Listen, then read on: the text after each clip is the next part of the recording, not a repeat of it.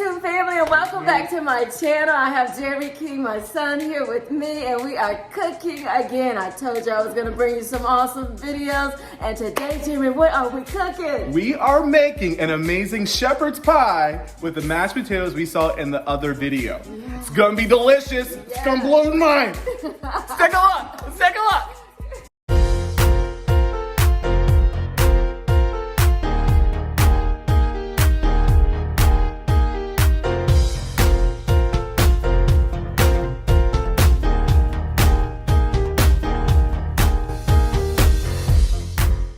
Hey everyone, so these are the ingredients you'll need for your shepherd's pie. Don't worry, everything will be listed in the description box below. And the very first thing we're gonna do is begin chopping some onions. You can use whatever onion you would like to help the flavor profile of what you're looking for your shepherd's pie. We use yellow onion. Just make sure that they're chopped nice and finely. We also chopped up some garlic, but that wasn't recorded, and now you see us cooking our ground beef, and we are making and preparing the flurry also. So that consists of the water and flour mixture so that the beef is nice and thick. And now that the mixture is done, we're gonna add in some onion as well as some garlic to our mixture for our shepherd's pie.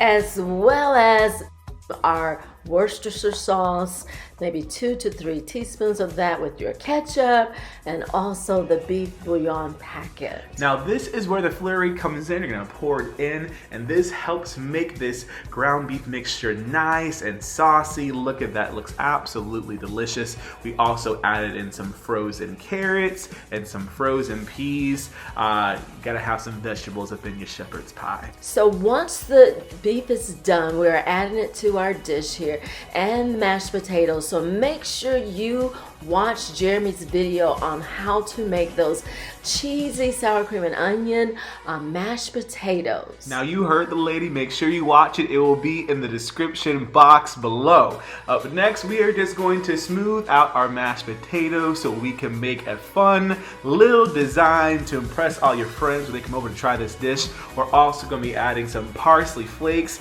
and we are actually about to ruin the design we just made because we wanted to add some cheddar cheese to make it nice and cheesy and delicious. So the last step is adding in our paprika, and then we want to put it in the oven on 400 for about 30 minutes.